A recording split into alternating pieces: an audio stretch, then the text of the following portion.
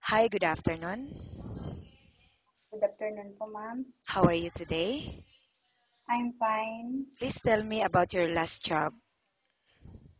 My last job is now, until now, I'm starting to work here May 11, 2012 until present, ma'am. Okay, and can you tell me what were your duties and responsibilities while on this job? My duties and responsibilities here, cleaning household chores, and also I have two cats. Okay, and what is the nationality of your employer?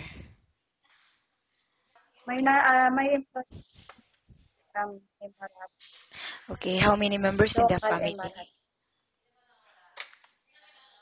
Um, they are seven members in the family. How old Five.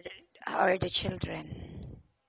The children's one is the eldest is 21, the next is 20, 18, 15, and 12.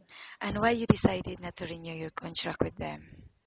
I just want to have a higher salary. And how much salary are you looking for?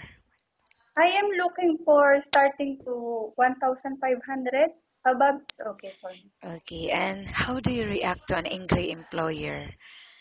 If the employer got angry with you, what will you do? If my employer is angry with me, I will keep silence, ma'am, because maybe I am maybe because maybe I am wrong. That's why they angry with me. Okay, and what is your favorite task? It is cooking, cleaning, or babysitting? My task favor cleaning and babysitting. What type of food can you cook? I can cook because I don't know how to cook of their foods because my is babysitting in Sharjah and now I am household chores. Okay, and how do you know if the baby is sick?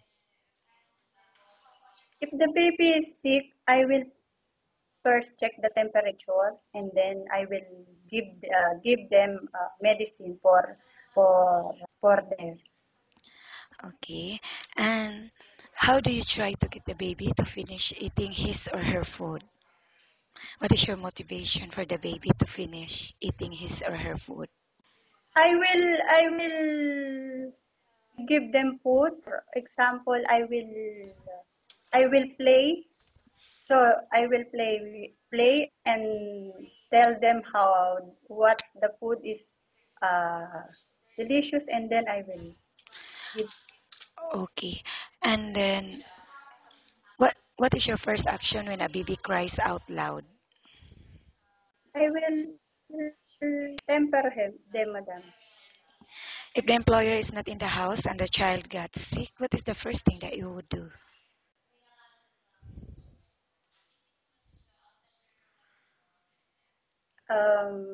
I will first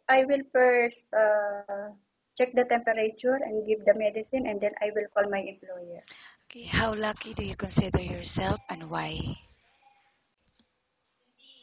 I am lucky because I am a good health, so I can work with my family. Okay, and what are your hobbies? My hobbies is reading books. And what is your favorite books?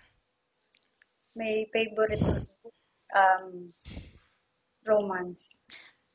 And how long do you want to stay for work here in UAE for? As, as long as I can work, I will stay. If my employer like me, I will stay for. Why do you think you would be a good full-time housemaid? I will be a good full-time maid because I will work hard.